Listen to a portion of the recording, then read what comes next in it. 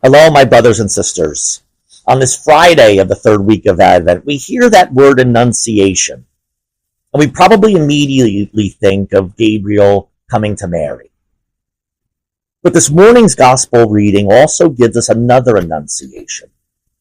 The Annunciation of that same angel Gabriel, the archangel, to the Zechariah, the father of St. John the Baptist. The angel announces to Zechariah that his wife Elizabeth is going to bear a son, and he will name him John. In Hebrew, that name John is God is gracious.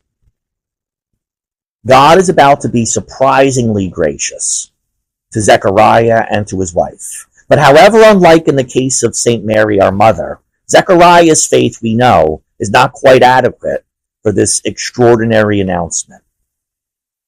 Extraordinary because both Zechariah and his wife are advanced in years. But yet God was about to do something that far exceeded Zechariah's expectations. And Zechariah could not quite take it in. He couldn't hear it.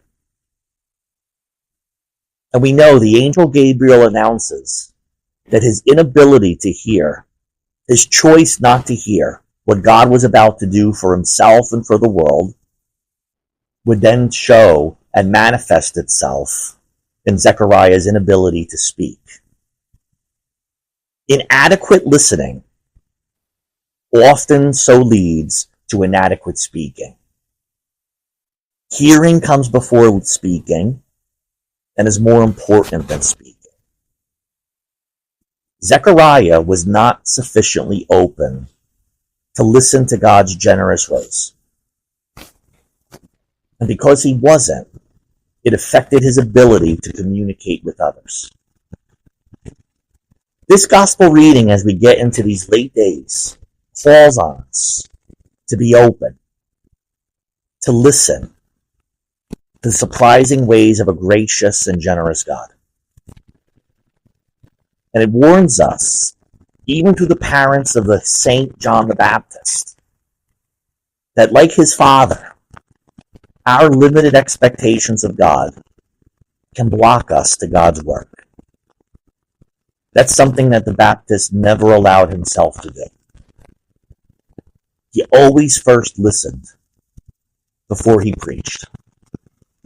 Always first listened before he witnessed the workings of God in his own baptismal ministry. May we open our hearts to that warning. Let us not allow our hearts to be a block to God's work.